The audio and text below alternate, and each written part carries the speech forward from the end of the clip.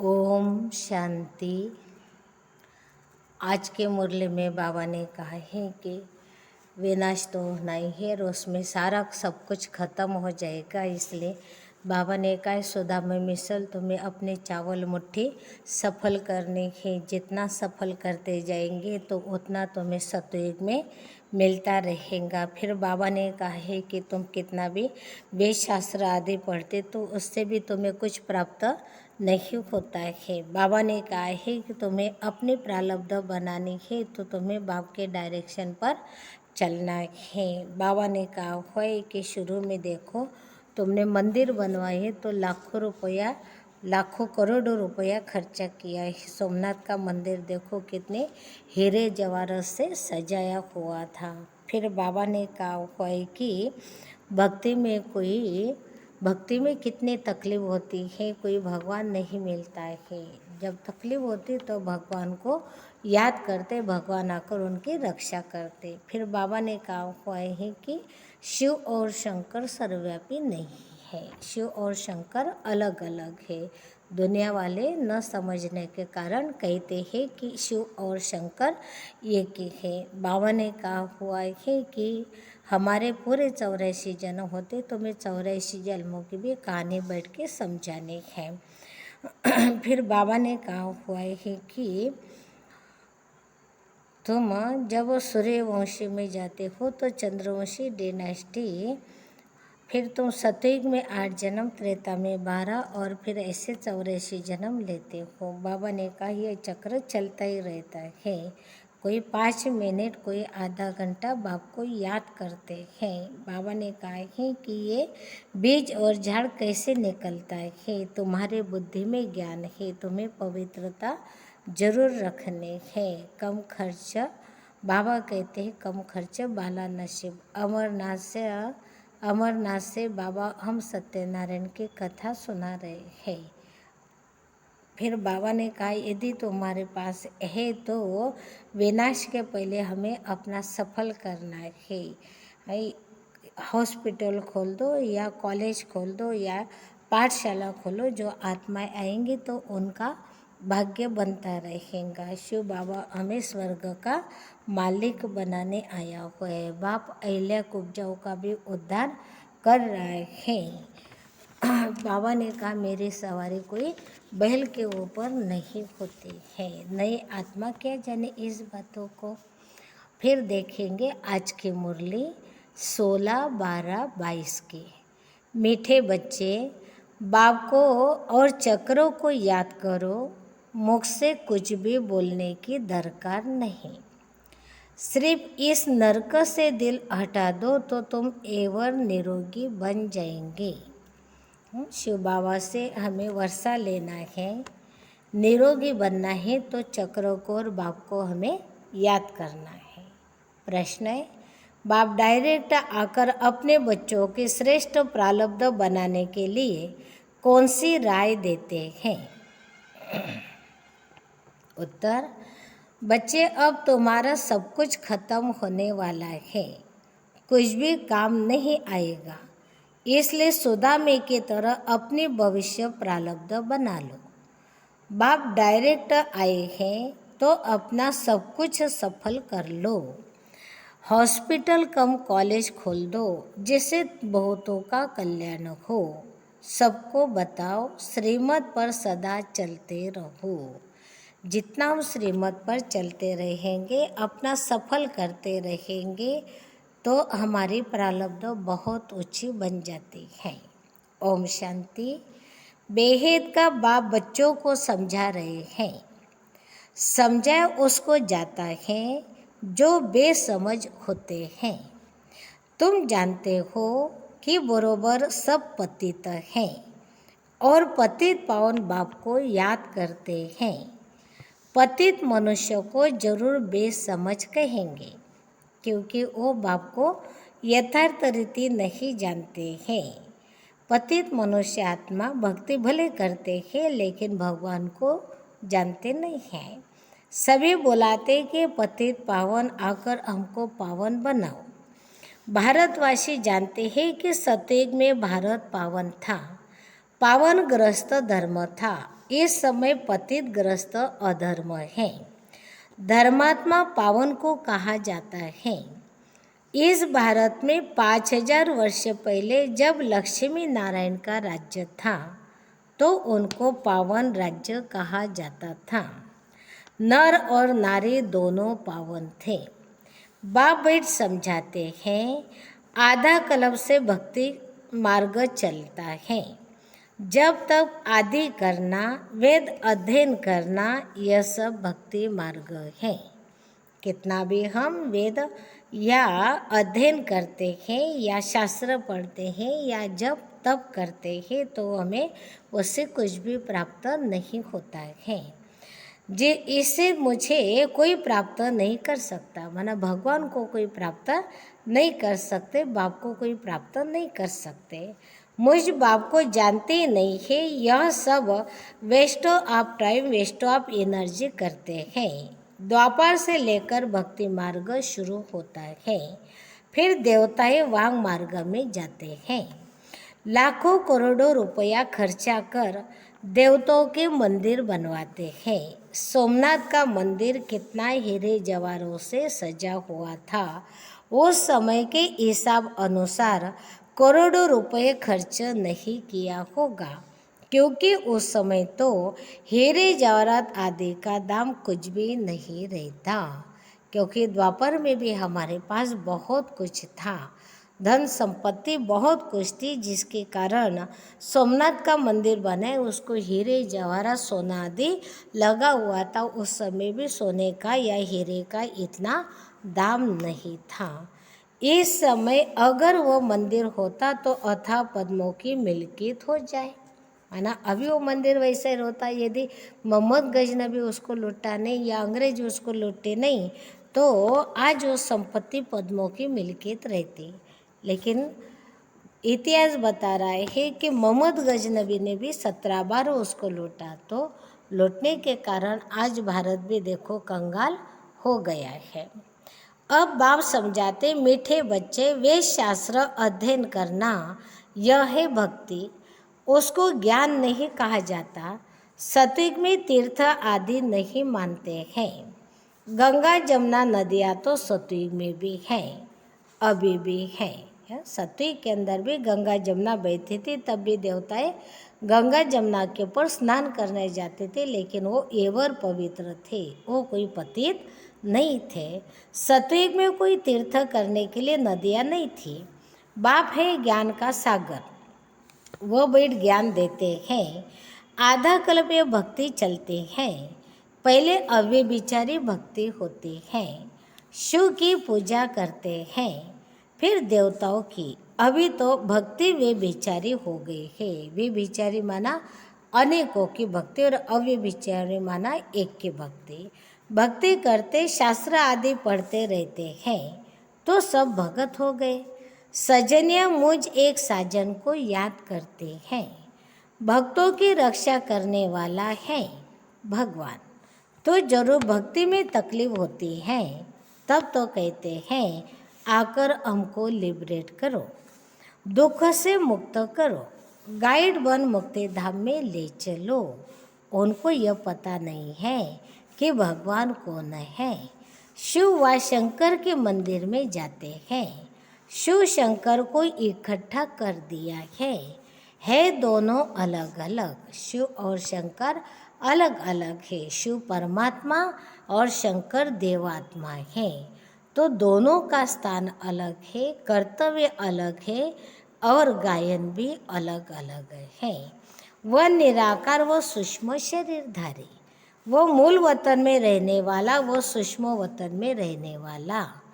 तो बाप समझाते हैं, मंदिर में बैल दिखाते हैं, समझते शिव शंकर के बैल पर सवारी थी। अब शिव के लिए कहते हैं वह सर्वव्यापी है। ऐसे नहीं कहेंगे कि शिव शंकर सर्वव्यापी है, शंकर के लिए कभी सर्वव्यापी नहीं कहेंगे। शिव के लिए कह देते हैं कि परमात्मा सर्वव्यापी है। परमपिता परमात्मा निराकार को कहते हैं। अब बाप कहते हैं, देखो मैं निराकार तुमको कैसे पढ़ाता हूँ। बैल पर कोई सवारी थोड़ी होती है। हमारी सवारी बैल पर क्यों दिखाई दी है? मैं तो साधारण मनुष्य तन में प्रवेश करके आता हूँ। इसके 84 जन्म की कहानी बैल तुमको सुनाता हूँ। तुम भी ब्रह्मा मुख वंशावली आकर बने हो।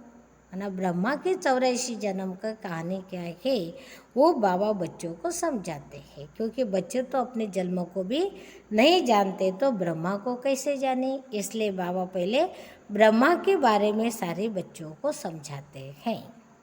इनका नाम है भाग्यशाली रथ।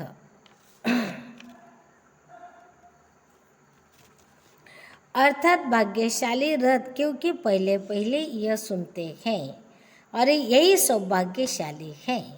सतयुग में बहुत थोड़े होते हैं, बाकी सब आत्माएं वापिस चली जाती है अपने घर जहाँ से आई हैं। यह कर्म क्षेत्र है। सृष्टि का चक्र फिरता रहता है। मूल वतन सूक्ष्म वतन ये सत्विक त्रेता नहीं होते हैं। यह ड्रामा का चक्र यहाँ फिरता है। आधा कल्प सतयुग त्रेता, आधा कल्प भक्ति द्वापर कलयुग। सतयुग में लक्ष्मी नारायण का राज्य था। फिर Lakshmi Narayan the first second राजाई चलती है। त्रेता में है चंद्रवंशी राम की डिनाइस्टी। सतयुग में 8 जन्म, त्रेता में 12। यह 84 जन्म की कहानी बाप ही समझाते हैं। बाप अपने ब्राह्मण बच्चों को ही मिलते हैं और किसी को नहीं। बच्चे बने हैं तब उनको पढ़ाते हैं। बाप कहते हैं मैं तुम्हारा बाप टीचर सद्गुरु हूँ। सद्गति कर साथ ले जाता हूँ। पावन होने का बहुत सहज उपाय है जो तुमको बताता हूँ। यहाँ बैठ तुम क्या करते हो? बच्चे कहते हैं बाबा हम आपको याद करते हैं। आपका फरमान है कि निरंतर मुझे याद करने का पुरुषार्थ करो, तो इस योग अग्नि से तुम्हारे विकर्म विनाश हो जाएंगे। फिर तुम पवित्र सतोप्रधान बन जाएंगे। अब तुम तमो प्रधान हो। याद से ही खाद निकलेगी। कोई तकलीफ की बात नहीं। एवर निरोगी बनने के लिए कितनी युक्तियाँ बताते हैं। देवता कभी बीमार नहीं होते। इस याद से तुम निरोगी बनेंगे। पाप भस्म होने से तुम पावन बन जाएंगे। बड़ी भारी कमाई है। घूमो फिरो सिर्फ मुझे याद करो। पहले ये प्रैक्टिस करनी है। याद करने से हम 21 जन्म के लिए निरोगी बन जाएंगे। कोई तकलीफ की बात नहीं। सिर्फ मामे कम याद करो। यह बाप ने आत्माओं को कहा, हे आत्माएं सुनती हो? बाप मुख से कहते हैं मुझे याद करो और घर को याद करो। अब यह नरक खलास होना है, जाना है अपने घर। जब नरक माना कली की दुनिया खत्म होनी है, हमें घर जाना है। घर जाने के पहले हमें याद की कमाई करनी है। भोजन बनाते समय भी याद का पुरुषार्थ करो। भल तुम कर्म योगी हो तो भी कम से कम 8 घंटे तक जरूर पहुँचो। कर्म करते हुए भी बाबा को याद करने का 8 घंटा चार्ट हो। 5 मिनट, 10 मिनट, आधा घंटा ऐसे चार्ट को बढ़ाते रहो। जांच करते रहो हमने कितना समय बाप को याद किया। जिस बाप से वैकुंठ की बादशाही मिलती है, 21 जन्म के लिए सदा निरोगी बनते हैं। कितनी सजयुक्ति है। एक जन्म संगम पर हम याद का पुरुषार्थ करते हैं तो सतयुग में 21 जन्म हम निरोगी बन जाते हैं। कितनी बड़ी प्राप्ति बाबा कराते हैं। चक्र का नॉलेज समझाए है कि चोटी ब्राह्मण, देवता, क्षत्रिय, वैश्य, शूद्र यह चक्र याद करना है। बीज और झाड़ को याद करो। अभी तुम जानते हो एक धर्म की स्थापना हो तो दूसरे धर्म का विनाश हो जाएगा। सतयुग में एक ही धर्म है। तुमको मेहनत ही इसमें है। एक बाप को याद करने में ही मेहनत है। बाप कहते हैं मुझ बीज को याद करो और झाड़ को याद करो। स्थापना, विनाश और पालना यह है बहुत सहज। सहज राजयोग और सहज ज्ञान। बीज से झाड़ कैसे निकलता है यह तुम्हारे बुद्धि में ज्ञान है। रहो भल गृहस्थ में परंतु पवित्र रहना है। यह तो अच्छा है ना। बाप कहते हैं 63 जन्म तुमने नरक में गोते खाए, पाप किए, अब बिल्कुल ही पापात्मा बन पड़े हो। रावण के मत पर चलते आए हो। गांधी भी राम राज्य चाहते थे। इसका मतलब रावण राज्य में थे। मनुष्य की बुद्धि कितनी मलिन हो गई है, कुछ भी समझते नहीं है। स्वर्ग कब था किसको पता भी नहीं है। सिर्फ गायन करते कि मरा तो स्वर्ग गया, लेकिन स्वर्ग कब था, स्वर्ग कहाँ है, स्वर्ग कौन स्थापन करता ये कोई भी जानते नहीं है। गांधी बापू जी भी चाहते थे कि राम राज्य हो, लेकिन देखो रावण तो और ही बड़ा होते गया और ही रावण राज्य बन गया, न कि राम राज्य होगा। कि राम राज्य स्थापन करना बाप का ही काम है। ये लक्ष्मी नारायण को 5000 वर्ष हुए हैं, ये किसको मालूम नहीं है। सत्य की आयु लाखों वर्ष कह देते हैं। आधा कल्प है ज्ञान, आधा कल्प है भक्ति।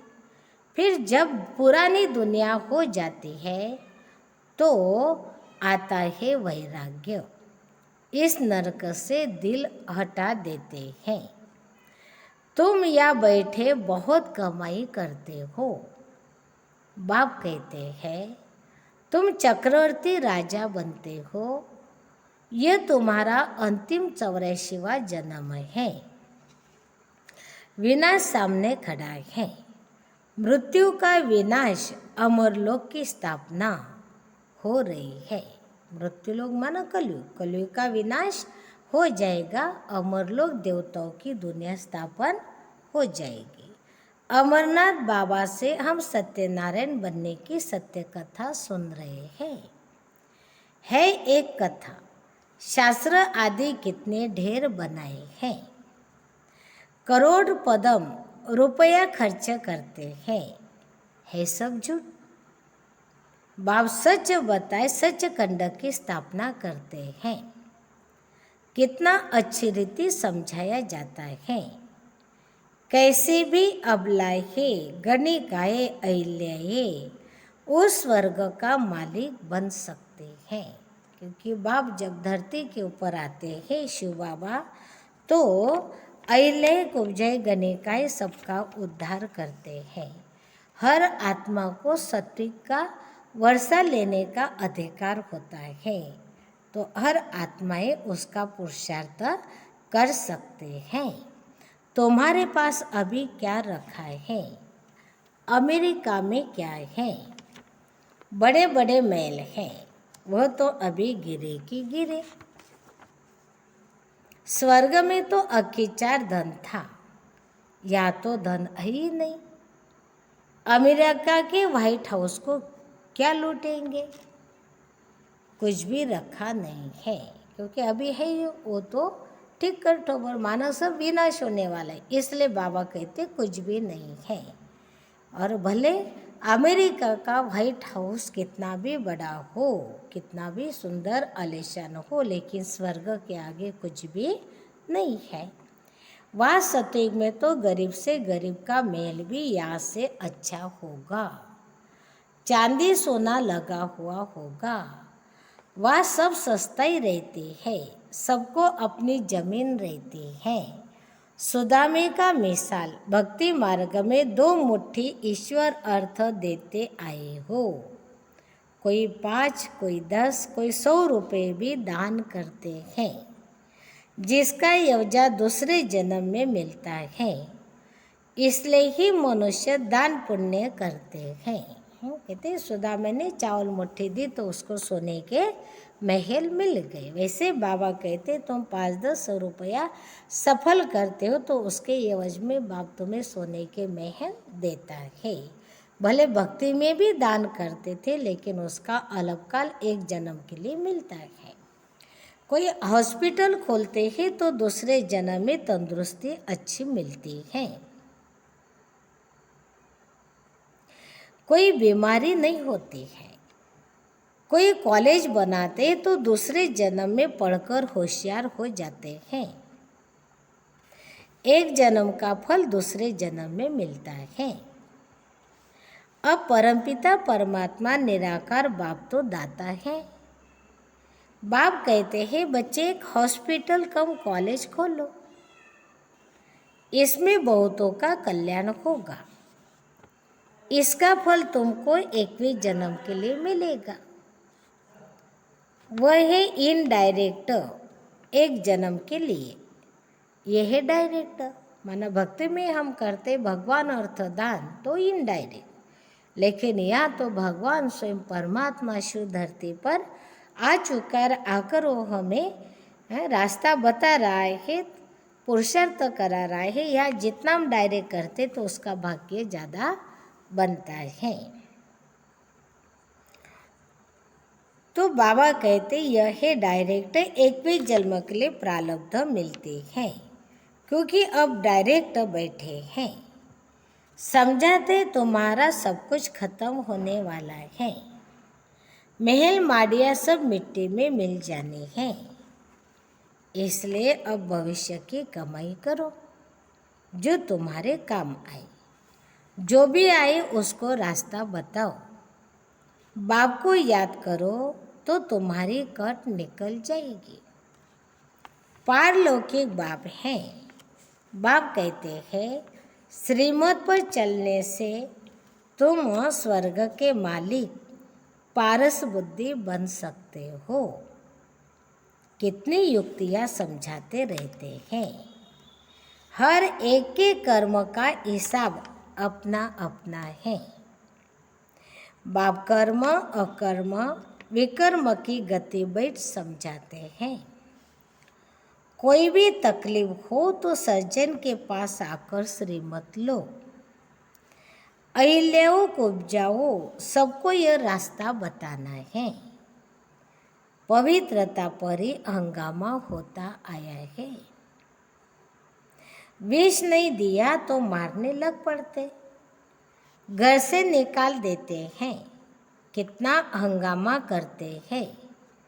बाप कहते इस ज्ञान यज्ञ में असुरों के बहुत विघ्न पड़ते हैं।